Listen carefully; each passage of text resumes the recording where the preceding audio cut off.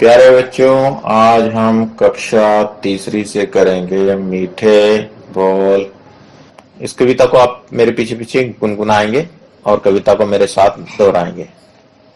मीठा होता खस्ता खाजा, मीठा होता हलवा ताजा, मीठा होता खस्ता खाजा, मीठा होता हलवा ताजा, मीठे होते गट्टे गोल, मीठे होते गट्टे गोल, सबसे मीठे मीठे बोल, सबसे मीठे मीठे बोल, मीठे होते आम निराले, मीठे होते आम निराले, मीठे होते जामुन काले, मीठे होते जामुन काले, मीठे होते गन्ने गोल, मीठे होते गन्ने गोल, सबसे मीठे मीठे बोल, सबसे मीठे मीठे बोल, मीठा होता दाग छुआरा, मीठा होता दाग छुआरा, मीठा होता शक्कर पारा, मीठा होता शक्कर पारा, मीठा होता रस का घोल, मीठा होता रस का घोल, सबसे मीठे मीठे बोल, सबसे मीठे मीठे बोल,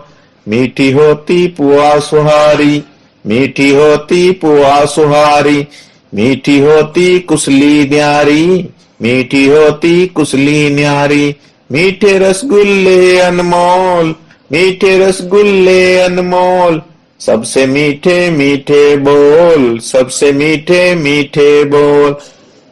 बच्चों, ये कविता जिसका शीर्षक है मीठे बोल, सोहन लाल द्विवेदी जी द्वारा रचित है और इस कविता में बताया गया है कि क्योंकि मुंह के बोल जब आपके मीठे होते हैं, उससे आप किसी को भी खुश करके प्रसन्न करके अपना काम निकाल सकते हैं। तो बच्चों, आइए अभ्यास में शब्दार्थ करते हैं। अनमोल, अनमोल का अर्थ होता है कीमती। कुसली, कुसली का अर्थ होता है गुजिया।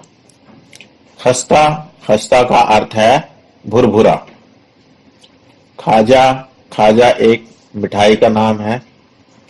गट्टे, गट्टे चने से बन हुई एक मिठाई होती है जो चने से बनाई जाती है, चने के आटे से बनाई जाती है, उसको बोलते हैं गट्टे। पुआ, मीठा पोड़ा।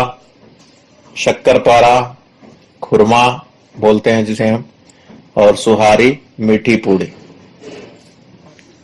ये हमारे शब्दार्थ थे जो इस पाठ के अंदर दिए हुए हैं। बच्चों, अभ्यास प्रश्न करेंगे। अभ्यास प्रश्न में देखिए कविता में किन किन मिठाइयों के बारे में बताया गया है। तो कविता में खस्ता खाजा, हलवा,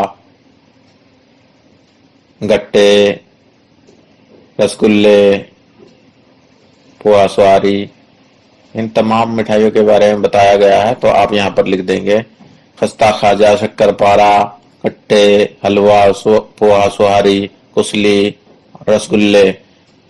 उसके बाद दूसरा प्रश्न देखते हैं, सबसे मीठा किसे बताया है और क्यों।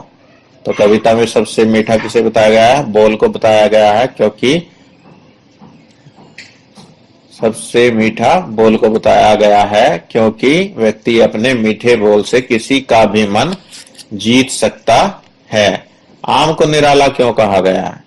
तो आम को निराला क्यों कहा गया है? क्योंकि जो आम का रसीला स्वाद है या जो मीठा स्वाद होता है, आम का जो रसीला मीठा स्वाद है वो सबसे अलग होता है, इसलिए आम को निराला कहा गया। आम का मीठा रसीला स्वाद सबसे अलग होता है, इसलिए आम को निराला कहा गया है।